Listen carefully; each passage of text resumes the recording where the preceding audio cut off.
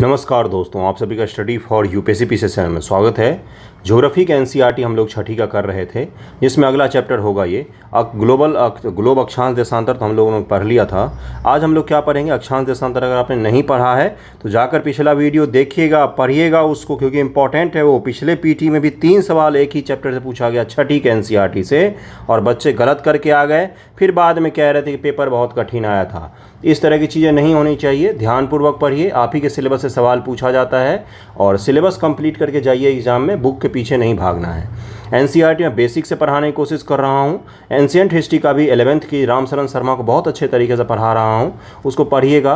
पढ़ने पर आपको पता चलेगा किस डीप लेवल तक मैं पढ़ाता हूँ, फैक्ट से लेकर एनालिसिस तक। ओके, अपना एक छोटा सा पेड चैनल है, पेड ग्रुप है, कोर्स नहीं कोई चलता है, पेड ग्रुप है, जिसमें आंसर राइटिंग भी चेक हो जाता है, और डेली जो मैं करंट अफेयर पढ़ाता हूँ उसका पीडीएफ भी आपको फिर वहाँ पर उपलब्ध हो जाता है।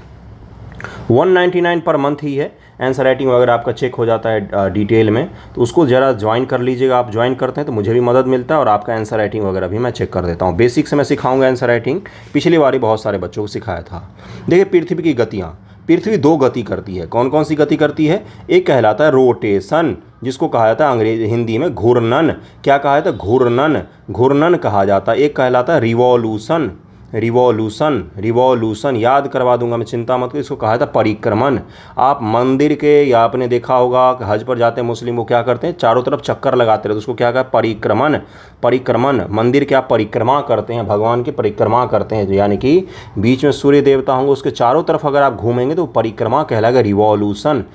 कन्फ्यूज हो जाते हैं दोनों, इन दोनों में, इसीलिए मैं बार बार कह रहा हूँ। ओके, और जब आप अपने पैर पर चारों तरफ घूम जाइए, कथक कर लीजिए एक बार, तो वो क्या कहलाएगा? घूर्णन, रोटेशन। घूर्णन, रोटेशन कहलाता है।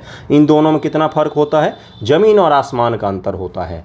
जो रिवॉल्यूशन होता है, जो परिक्रमण होता है, जो पृथ्वी सूर्य के चारों तरफ करते हैं, इसके कारण से ऋतुओं का बदलाव होता है, ऋतुओं में परिवर्तन होता है, मौसम में परिवर्तन होता है। वहीं जो घूर्णन करती है, जो रोटेशन होता है, रोटेशन के कारण से दिन और रात रोज बदलते हैं। दिन और रात में बदलाव किसके कारण से होता है? रोटेशन से। ये सवाल पूछा है कि रोटेशन के कारण निम्न से कौन सी घटनाएं होती हैं। ये सवाल पूछा है भाई, यही सवाल पूछा है पीटी में, और गलत करके आ गए स्टूडेंट। फिर बोलते हैं, अभी नहीं पूछा है, कुछ साल पहले पूछा था, फिर बोलते पेपर टफ आया। यही सब कॉन्सेप्ट पूछा था, बेसिक चीज़ें। देखिए क्या लिखा हुआ है। जैसा कि आप जानते हैं कि पृथ्वी गति 2 प्रकार की होती है, घूर्णन और परिक्रमण। पृथ्वी का अपने अक्ष पर घूमना क्या कहलाता है? अपना अक्ष है पृथ्वी का, उस पर अगर चक्कर काट रही है तो ये क्या कहलाता है? ये कहलाता है रोटेशन, घूर्णन। और अगर सूर्य के चारों ओर चक्कर का, परिक्रमण। पृथ्वी का अक्ष एक काल्पनिक रेखा है। पृथ्वी का अक्ष कोई सच में तो है नहीं, एक काल्पनिक रेखा है, जो क्या है? जो इसके कक्षीय सतह से 66.5 डिग्री का कोण बनाती है। जो इसके कक्षीय सतह, ऑर्बिटल जो सतह है, ऑर्बिटल सरफेस से 66.5 डिग्री का कोण बनाती है। जिस ऑर्बिट में सूर्य के चारों तरफ घूम रही है पृथ्वी, उस ऑर्बिट में ये 66.5 डिग्री झुकी हुई है। उस ऑर्बिट में ये 66.5 डिग्री झुकी हुई है। जिस ऑर्बिट में सूर्य के चारों तरफ घूमती है, उस ऑर्बिट के उसमें देखेंगे परिप्रेक्ष्य में, तो 66.5 डिग्री पृथ्वी जो है वो झुकी हुई है। बहुत कुछ सिखाने वाला हूँ इस चैप्टर में आपको, बस ध्यानपूर्वक आपको देखना है। ओके, देखिए अगला क्या लिखा हुआ है कि वह समतल जो कक्ष के द्वारा बनाया जाता है उसे कक्षीय समतल कहते हैं। यानी कि ऑर्बिट के द्वारा जो समतल सरफेस बनाया जाता है उसी को क्या कहा जाता है? कक्षीय समतल। पृथ्वी सूर्य से प्रकाश प्राप्त करती है। पृथ्वी का आकार गोले के समान है, यानी कि एक बॉल ले लीजिए और उस पर टॉर्च से एक रोशनी डालिए। टॉर्च कहीं नहीं जा रहा, टॉर्च वहीं है। गोला जो है, वो बॉल जो है वो घूम रहा है, तो क्या होगा? गोले का ये भाग कभी टॉर्च के सामने आ जाएगा, कभी गोले का ये भाग टॉर्च के सामने आ जाएगा। कोई भी भाग टॉर्च के सामने आ सकता है। जो भाग टॉर्च के सामने आएगा उसी पर रोशनी पड़ेगी, वहाँ पर बोलेंगे दिन है। बाकी भाग पर अंधेरा रहेगा, रात रहेगा। सूर्योदय और सूर्यास्त की घटनाएं जो होती हैं, ये घटित ही नहीं होती है, क्योंकि सूर्य अपने जगह पर वहीं है, लेकिन पृथ्वी जो है वो घूम जाता है। आप सूर्य के सामने आते हैं और कभी सूर्य के पीछे चले जाते हैं। सब कुछ क्लियर हो रहा है यहाँ पर। इसलिए एक समय में सिर्फ इसके आधे भाग पर ही सूर्य की रोशनी प्राप्त होती है। सूर्य की ओर वाले भाग में दिन होता है, जबकि दूसरे भाग जो सूर्य से दूर होता है वहाँ पर रात होती है। ग्लोब पर वह वृत्त जो दिन और रात को विभाजित करता है प्रतिदीप्त वृत्त कहते हैं। ग्लोब पर वह वृत्त, मान लीजिए ये ग्लोब है, यहाँ तक अभी क्या है? ये दिन का समय है, यहाँ तक सूर्य के प्रकाश पड़ रही है, और यहाँ पर क्या है? रात है अभी। तो ये जो वृत्त कहलाता है इसको क्या कहता है, प्रतिदीप्त वृत्त कहा जाता है। Circle of illumination, circle of illumination कहा जाता है इसको, सर्किल ऑफ इल्यूमिनेशन कहा, प्रतिदीप्त वृत्त कहते हैं उसको, सर्किल ऑफ इल्यूमिनेशन कहा जाता है, सर्किल ऑफ इल्यूमिनेशन कहा जाता है, सर्किल ऑफ इल्यूमिनेशन। ये पूछा गया था कि वो सर्किल जो दिन और रात को बांटती है, सर्किल के इस तरफ दिन रहेगा और सर्किल के इस तरफ रात रहेगा, उसको क्या कहा जाता है, सर्किल ऑफ इल्यूमिनेशन कहा जाता है। ओके, यहाँ तक क्लियर है? यहाँ तक कोई अंग्रेजी मैंने रॉकेट साइंस नहीं पढ़ाया, बहुत आसान तरीके से समझाया है, कुछ भी नहीं था, छठी का एनसीईआरटी है बच्चों वाला। ओके, देखिए क्या है, यह वृक्ष अपने अक्ष के साथ नहीं मिलता है। जैसा कि आप चित्र 3.2 में देख सकते हैं, पृथ्वी अपने अक्ष पर एक चक्कर पूरा करने में 24 घंटे का समय लेती है। घूर्णन के समय काल को पृथ्वी का दिन कहा जाता है। यह पृथ्वी की दैनिक गति होती है। दैनिक गति और वार्षिक गति होता है। देखिए एक वर्ष में पृथ्वी क्या करती है, 364-65 दिन में क्या करती है पृथ्वी, सूर्य के चारों एक चक्कर काटती है। ओके, इसको कहा है तो वार्षिक गति है पृथ्वी की वो। लेकिन पृथ्वी जो अपने अक्ष पर घूम रही है 24 घंटे में, इसको क्या कहा जाता है, इसको कहा जाता है आपका दैनिक गति, जो अभी भी घूम रही है, जब आप बैठे हुए हैं तब भी घूम रही है ये। ओके, ये चीज़ क्लियर है? देखिए यहाँ पर क्या दिया हुआ है, यही है इसका पृथ्वी का ये कक्ष है, इससे 66.5 डिग्री बनाती है और ये पृथ्वी का समतल पर लंब है, इससे 23.5 डिग्री अपने कक्ष पर झुकी हुई है। अपने जो कक्ष है इस पृथ्वी का, अपना जो उसका क्या बोलते हैं, अपने अक्ष पर 23.5 डिग्री झुकी हुई है और जिस ऑर्बिट में घूमती है उस ऑर्बिट की तुलना में उसका झुकाव कितना है, तो 66.5 डिग्री है। इन दोनों का डिफरेंस को ध्यान में रखना। ओके, ये पूछ लेगा, क्या पता कठिन सवाल बनाना हो तो। अब देखिए यहाँ पर सर्किल ऑफ इल्यूमिनेशन किसको कहा गया है, सर्किल ऑफ इल्यूमिनेशन कौन सा है, ये है। देखिए यहाँ पर ये पूरे भाग में क्या है, दिन है और इसके पीछे वाले भाग में क्या है, रात है। अब पृथ्वी क्या करती है, पश्चिम से पूर्व की ओर घूमती है, इस प्रकार से पृथ्वी घूमती है। तो ये हिस्सा जो है ये कहाँ चला जाएगा, ये हिस्सा घूम के पीछे की तरफ चला जाएगा और ये जो हिस्सा है ये घूम के आगे की तरफ आ जाएगा। इस हिस्से में फिर दिन हो जाएगा और इस हिस्से में फिर रात हो जाएगी। कुछ भी इसमें कॉम्प्लेक्स है नहीं है ना, अभी मैं बताता हूँ, सब कॉम्प्लेक्स ही लगेगा फिर आपको। अगर पृथ्वी घूर्णन नहीं करे तो क्या होगा, सबसे पहला सवाल बहुत ही अच्छा सवाल है, पृथ्वी घूर्णन नहीं करेगा तो क्या होगा, क्या पृथ्वी पर जीवन संभव है, नहीं। क्या पृथ्वी पर सब कुछ हो पाएगा जैसा अभी हो रहा है, नहीं। पृथ्वी पर दिन और रात की घटनाएं जो हैं वो बंद हो जाएंगी। पृथ्वी के आधे भाग में हमेशा के लिए दिन हो जाएगा और पृथ्वी के आधे भाग में हमेशा के लिए रात हो जाएगा। ये सब किसकी कहानी थी, तो ये सब घूर्णन की कहानी थी। ये चीज़ क्लियर है? पृथ्वी की दूसरी एक गति होती है, इसको परिक्रमण कहा जाता है, रिवॉल्यूशन। क्या कहा जाता है बंधुओं, तो रिवॉल्यूशन कहा जाता है, इसको रिवॉल्यूशन कहा जाता है। ये क्या करती है पृथ्वी, ये देखिए सूर्य है बीच में, सूर्य देवता है, सूरज भगवान है और ये चारों तरफ पृथ्वी देखिए घूम रही है। कल भी मैंने आपको क्या समझाया था एक चीज़, कि पृथ्वी जो है ये कोई गोल सर्किल नुमा में नहीं घूमती है कि ये सूर्य है और सर्किल नुमा में घूमे। पृथ्वी जो है ये दीर्घ वृत्ताकार पथ पर घूमती है, इस प्रकार से घूमती है। सूर्य है यहाँ, पृथ्वी यहाँ पर है, ये अर्थ है और ये आपका सन है। ओके, और पृथ्वी जो है ये इसी प्रकार से घूमती है, ये अर्थ है, ये यहाँ पर अर्थ है, यहाँ पर ये अर्थ है। ओके, इसी प्रकार से पृथ्वी घूमती है। पृथ्वी के ये इसको कहा जाता है उपभू और अपभू कहा जाता है, अब उस पर भी बाद में आएंगे, लेकिन इस चीज़ को समझिएगा क्या मैं समझाना चाह रहा हूँ। देखिए यहाँ पर कितनी ज़्यादा दूरी है, यहाँ पर कितनी ज़्यादा दूरी है, यहाँ पर कितनी कम दूरी है। ये दूरी में अंतर कुछ किलोमीटर का नहीं होता है, लाखों किलोमीटर सूर्य के नज़दीक आ जाती है पृथ्वी और लाखों किलोमीटर सूर्य के दूर चली जाती है पृथ्वी। समझ में आ रहा है जो आपको समझा रहा हूँ? और इस लाखों किलोमीटर के कारण पृथ्वी पर टेम्परेचर का डिफरेंस क्रिएट हो जाता है, आगे मैं सब समझाऊंगा। और इस टेम्परेचर डिफरेंस के कारण दक्षिणी गोलार्ध में थोड़ा सा मैं अप लेवल पर जा रहा हूँ, दक्षिणी गोलार्ध में मैं समझाऊंगा आगे, चिंता मत कीजिएगा। दक्षिणी गोलार्ध में ठंड भी कठिन होती है, यानी कि ठंड भी ज़्यादा पड़ती है और गर्मी भी ज़्यादा पड़ती है। गर्मी भी ज़्यादा पड़ेगी वहाँ पर और ठंड भी ज़्यादा पड़ती है वहाँ पर। ओके, अब आगे देखते हैं कि ये क्या होता है। देखिए यहाँ पर क्या दिया हुआ है, पृथ्वी एक वर्ष या 365 दिन और 1/4 दिन में सूर्य का एक चक्कर लगाती है। 365 दिन लगते हैं उसको सूर्य का पूरा चक्कर लगाने में और 1/4 दिन, एक दिन का चौथाई भाग यानी कि 6 घंटे ज़्यादा लगते हैं। यही 6 घंटे 4 वर्ष में जुड़कर क्या बना लेते हैं, 24 घंटे बना लेते हैं, यानी कि एक दिन एक्स्ट्रा हो जाता है 4 वर्षों में और यही वर्ष क्या कहलाता है, 366 दिन का हो जाता है और इसको लीप ईयर कहा जाता है। लीप ईयर कहा जाता है, जैसे 2024 जो होगा ये लीप ईयर होगा, अगले साल जो होगा लीप ईयर होगा। फरवरी के महीने में हम एक दिन जोड़ देते हैं वहाँ पर। ये चीज़ सब क्लियर है, कोई इसमें दिक्कत तो नहीं है। पृथ्वी को घूमने में, परिक्रमा करने में 365 दिन और 6 घंटे लगते हैं। इसी 6 घंटे को 4 साल में हम इकट्ठा करके जोड़ देते हैं, 6 चौक 24, 24 घंटे हमारे पास हो गए, तो उसको हम एक दिन घोषित कर देते हैं। फरवरी महीने में 29 तारीख हो जाता है अपना। ओके, अब इस जरा जो फोटो बना हुआ है इसको जरा ध्यानपूर्वक देखिएगा। इस फोटो से सवाल कब पूछा गया, तो 2019 के यूपीएससी पीटी में एक सवाल पूछा गया, यूपीएससी पीटी में एक सवाल पूछा गया इस फोटो से। क्या वो सवाल था? वो सवाल था, अभी मैं बताता हूँ आपको, समझ जाएंगे आप। उस सवाल में पूछा गया 2019 पीटी का, आप सवाल देख सकते हैं।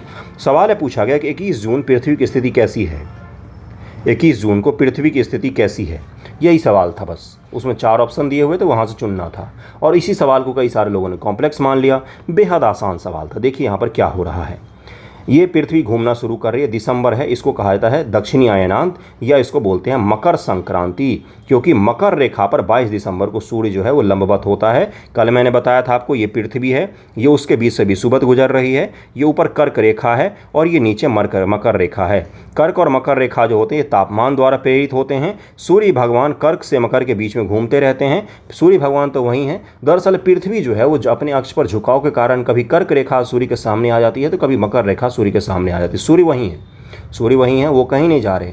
लेकिन पृथ्वी जो है, पृथ्वी झुक के ऐसे घूम रही है, तो कभी ये हिस्सा सूर्य के सामने आ जाता है मकर रेखा, तो कभी कर्क रेखा सूर्य के सामने आ जाता है। ये चीज़ कल हमने क्लियर किया था।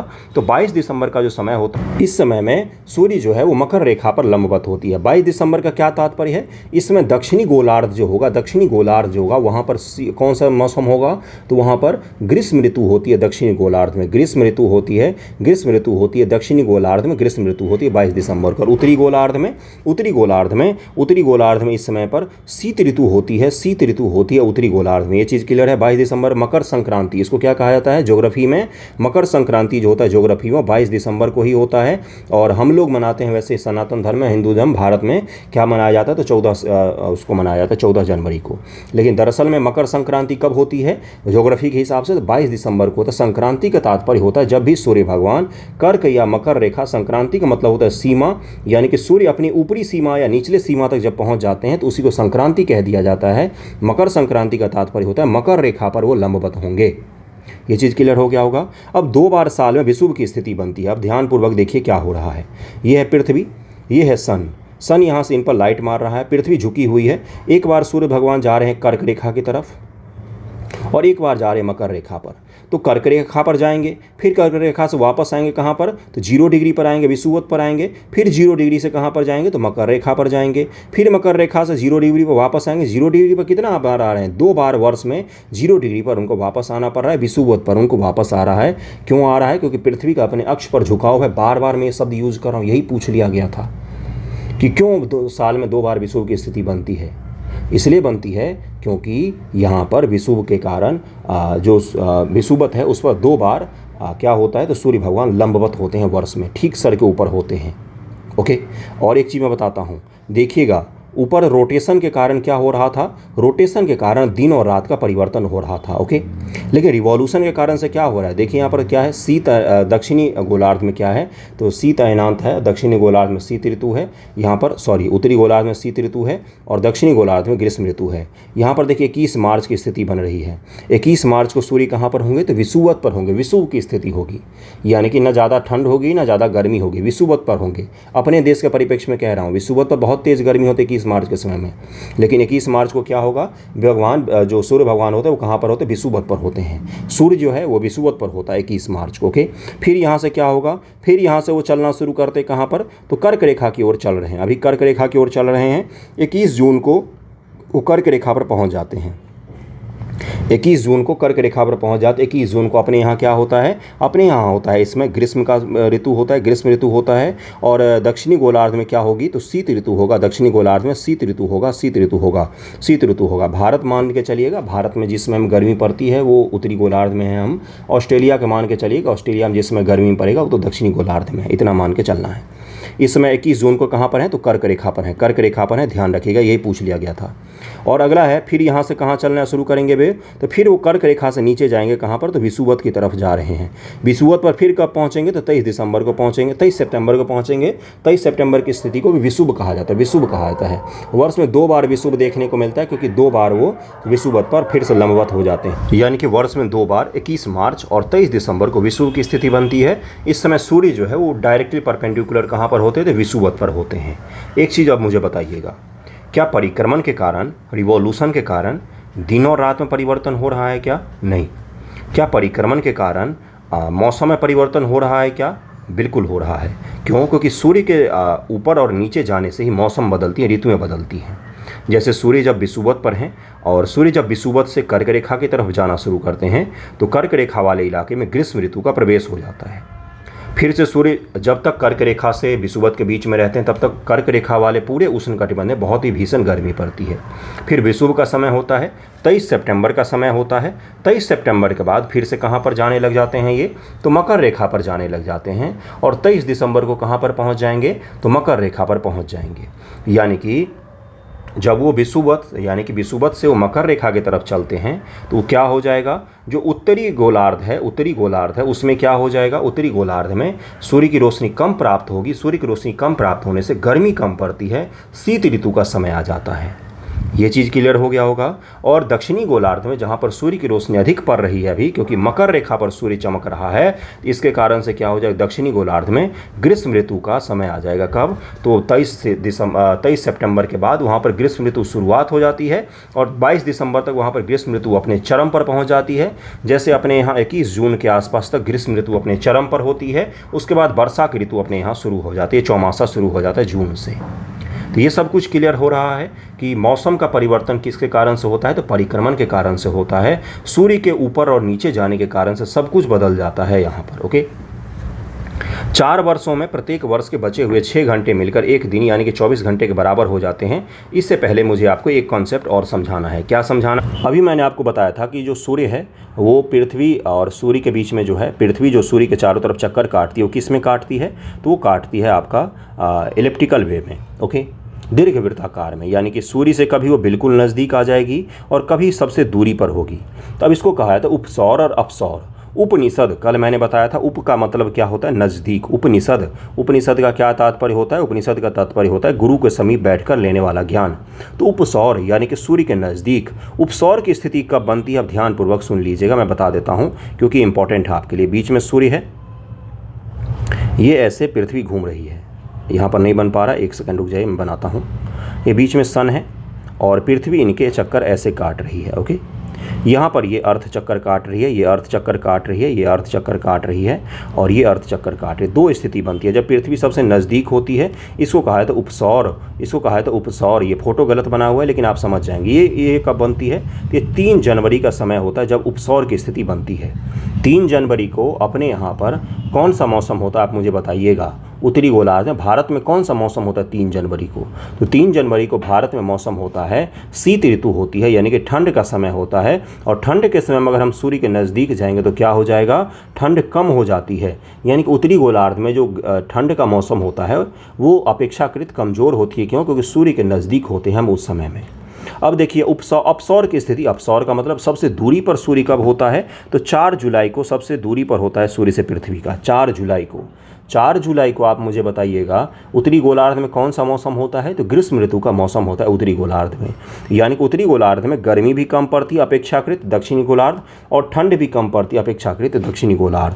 तो ये उपसौर और अपसौर की स्थिति है जो आपको पता होना चाहिए। इसके कारण से क्या होता है कि दक्षिणी गोलार्ध में ठंड भी ज़्यादा पड़ती है और गर्मी भी ज़्यादा पड़ती है। कहाँ पर? तो दक्षिणी गोलार्ध में ठंड और गर्मी दोनों ही ज़्यादा पड़ती है उपसौर और अपसौर की स्थिति के कारण। ओके, आगे बढ़ते हैं। देखिए यहाँ पर लिखा हुआ है कि ये 366 दिन लीप ईयर वाला लिखा हुआ है जो आपको मैं ऑलरेडी समझा चुका हूँ। देखिए यहाँ पर दिया हुआ, ध्यान दीजिए, पृथ्वी पूरे कक्ष में एक ही दिशा में झुकी हुई। सामान्यतः एक वर्ष को गर्मी, सर्दी, बसंत ऋतुओं में बांटा है। तो इस सब मैं आपको समझा चुका हूँ। ये सब क्यों होता है? बसंत ऋतु कब आएगा आप मुझे बताइएगा। एक बार मैं समझाना वो बसंत ऋतु बोलना भूल गया। ये जो 23 सितंबर है और 21 मार्च की स्थिति है, न ठंड ज़्यादा न गर्मी ज़्यादा। क्यों? क्योंकि सूर्य ठीक बीचों बीच में है पृथ्वी को, उस समय विषुवत पर चमक रहे हैं। यानी कि उत्तरी गोलार्ध में ठंड ज़्यादा नहीं होगा, गर्मी भी ज़्यादा नहीं होगी। दक्षिणी गोलार्ध में न ठंड ज़्यादा होगा न गर्मी ज़्यादा होगी। इसको कहा था बसंत का ऋतु कह दिया है, बसंत का ऋतु कहा जाता है इसको सामान्य तौर पर। ओके, आगे बढ़ते हैं। देखिए अगला क्या है? देखिए यहाँ पर फिर से दिया हुआ आप देखेंगे कि जून को उत्तरी गोलार्ध सूर्य की तरफ झुका हुआ है। सूर्य की किरणें कर्क रेखा पर सीधी पड़ती हैं। इसके परिणाम स्वरूप इन क्षेत्रों में अधिक उष्मा प्राप्त होती है। कहाँ पर? तो कर्क रेखा पर। कब की बात कर रहा है? तो 21 जून की बात कर रहा है। ध्रुवों के पास वाले क्षेत्र में कम उष्मा प्राप्त होती है क्योंकि वहाँ सूर्य की किरणें तिरछी पड़ रही हैं। उत्तरी ध्रुव सूर्य की तरफ झुका होता है। उत्तरी ध्रुव रेखा वाले भाग को लगभग 6 महीने तक लगातार दिन की प्राप्ति होती है। आप देख सकते हैं, ऊपर फोटो में दिखा रहा हूँ मैं। देखिए यहाँ पर देखिए क्या हो रहा है। उत्तरी ध्रुव जो है ये लगातार किसकी तरफ झुका हुआ है? तो सूर्य की तरफ झुका हुआ है। 6 महीने तक इसको क्या प्राप्त होगी? सूर्य की रोशनी प्राप्त होगी। फिर यहाँ पर देखिए दक्षिणी ध्रुव पर रोशनी पड़ रही है, तो दक्षिणी ध्रुव सूर्य की तरफ में 6 महीने तक दिन की प्राप्ति करेगा। यानी कि ध्रुव जो होते हैं, ध्रुवीय प्रदेश जो होता है, वहाँ पर 6 महीने का दिन और 6 महीने के रात देखे जाते हैं। इसको जरूर ध्यान में रखिएगा, ये आपके लिए इंपॉर्टेंट है। इसलिए विषुवत के उत्तरी भाग में गर्मी का मौसम होता है। 21 जून को इन क्षेत्रों में सबसे लंबा दिन या सबसे छोटी रात होती है। पृथ्वी की इस अवस्था को उत्तरी अयनांत कहा जाता है। उत्तरी अयनांत कहा जाता है। दक्षिणी अयनांत कब होती है? तो ये आपके बाद में होती है। ओके, 22 दिसंबर को दक्षिणी ध्रुव के सूर्य की ओर झुके होने के कारण मकर रेखा पर सूर्य की किरणें सीधी पड़ती हैं। चूंकि सूर्य की किरणें मकर रेखा पर लंबवत पड़ती हैं, इसलिए दक्षिणी गोलार्ध के बहुत बड़े भाग में प्रकाश प्राप्त होता है। इसलिए दक्षिणी गोलार्ध में लंबे दिन तथा छोटी रात वाली ग्रीष्म ऋतु होती है इस समय में। इसके ठीक विपरीत स्थिति उत्तरी गोलार्ध में होती है। पृथ्वी की इस अवस्था को दक्षिणी अयनांत कहा जाता है। दक्षिणी अयनांत देखिए कब बन रहा है, ऊपर मैं फिर से दिखाता हूं आपको, ताकि आप जब यहां से जाएं तो सब कुछ आपका क्लियर रहे। 22 दिसंबर को दक्षिणी अयनांत बनता है और 21 जून को उत्तरी अयनांत बनता है, जिसको कर्क और मकर नाम दिया जाता है। इस समय मकर संक्रांति होती है दिसंबर के समय में, और इस समय कर्क संक्रांति होती है। संक्रांति का मतलब भी मैं समझा चुका हूँ आपको। ओके, आगे बढ़ें। बाकी 21 और 23 सितंबर की स्थिति क्या होती है? इसको विषुव कहा जाता है। क्यों? क्योंकि इस दिन विषुवत पर चमक रहे होते हैं, सूर्य देवता विषुवत पर चमक रहे होते हैं। 23 सितंबर को उत्तरी गोलार्ध में शरद ऋतु होती है, जबकि दक्षिणी गोलार्ध में बसंत ऋतु होती है। 21 मार्च को स्थिति इसके ठीक विपरीत होती है, जब उत्तरी गोलार्ध में बसंत ऋतु और दक्षिणी गोलार्ध में शरद ऋतु होती है। इस प्रकार स्पष्ट है कि पृथ्वी घूर्णन और परिक्रमण के कारण दिन और रात और ऋतुओं में परिवर्तन होता है। और इस प्रकार से आपका ये चैप्टर जो है छोटा सा ये कंप्लीट हो गया। 5वां चैप्टर हम लोग नहीं पढ़ेंगे, 4था चैप्टर नहीं पढ़ेंगे, क्योंकि मानचित्र है। मानचित्रों से सवाल नहीं पूछे जाते हैं और ये मानचित्र बच्चों के लिए होता है। आप लोगों को तो पता ही होगा मानचित्र में क्या होता है, आप मुझे बता दीजिए। उत्तर नॉर्थ होता है, नीचे साउथ होता है, इधर आपका ईस्ट होता है और इधर वेस्ट होता है। ये इलाका नॉर्थ ईस्ट का कहलाता है, ये इलाका कहलाता है साउथ ईस्ट का कहलाता है, ये साउथ वेस्ट का इलाका होता है, और ये नॉर्थ वेस्ट का उत्तर पश्चिम सीमा पर उत्तर पश्चिम का इलाका होता है। बस यही होता है सीमा। तो हिंदू धर्म में, सनातन धर्म में, धर्म की बात मैं क्या करूँ, भारतीय कल्चर में, इंडियन कल्चर में 10 दिशाओं को बराबर बताया गया, 10 दिशाओं के बारे में बात की गई है। तो इसको भी ध्यान में रख सकते हैं आप। वो 10 दिशाएं किसी नाम गिनवा दूंगा मैं आपको। आगे देखिए यहाँ पर क्या है, अगला चैप्टर क्या है, पृथ्वी के प्रमुख परिमंडल, जिसमें पृथ्वी के अलग अलग कॉन्टिनेंट के बारे में हम लोग डिटेल में पढ़ेंगे। और इस अगला जो वीडियो होगा वो आपका वो मास्टर वीडियो होगा, यानी कि उसको मैं 1.5 घंटे का पूरा लूँगा और उसमें 2-3 चैप्टर कंप्लीट करके 6ठी का एनसीईआरटी हम लोग अगले वीडियो में कंप्लीट ही कर लेंगे। जितने देर का होगा, 2 घंटे का भी होगा तो कोई बात नहीं, मैं कंप्लीट करके ही रहूँगा अगले चैप्टर में, अगले वीडियो में आपका 6ठी का एनसीईआरटी। ओके, तो ये वीडियो यहीं तक रखते हैं, क्योंकि कॉन्सेप्चुअल तो यहीं तक था। 2 चैप्टर कॉन्सेप्चुअल है, बाकी आपका फैक्चुअल है मुख्य रूप से, उसको मैं करवा दूँगा। Okay, thank you so much आप सभी का।